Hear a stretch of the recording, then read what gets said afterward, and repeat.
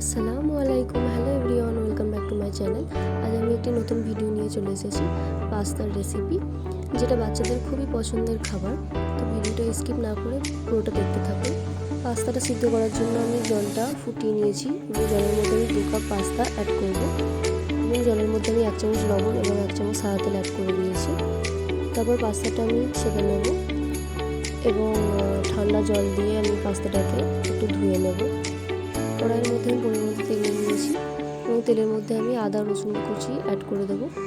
তারপর আমি কাঁচা লঙ্কার কুচি অ্যাড করব এবং তারপর কাট করে রাখা পেঁয়াজগুলো অ্যাড করে দেবো এবং হালকা কিছু একটু নাড়াচাড়া করার পর পেঁয়াজগুলো একটু লাল লাল হলে আমি কাট করে রাখা টমেটোগুলো অ্যাড করে দেবো এবং একটু নাড়াচাড়া করে নেব এবং হালকা একটু লবণ অ্যাড করে দেবো এবং টমেটোটা সিদ্ধ করার জন্য আমি হালকা একটু জল অ্যাড করে দিয়েছি। আমি হালকা একটু নাড়াচাড়া করে মশলাগুলো তার মধ্যে অ্যাড করে দেবো। আমি 1 চামচ হলুদ, 1 চামচ জিরে গুঁড়ো এবং 1 চামচ লঙ্কা অ্যাড করে দিয়েছি। মশলাটা একটু কষে নিয়ে আমি তার মধ্যে পাস্তাগুলো অ্যাড করে দেবো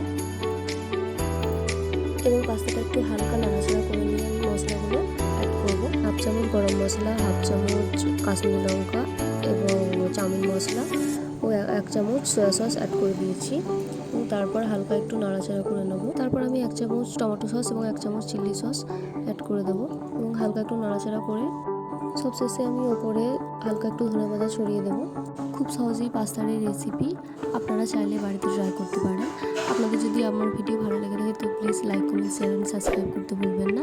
আশা করছি আবারও দেখা হবে পরের ভিডিওতে। তো আজকের মতো টাটা, বাই বাই, আল্লাহ হাফিজ।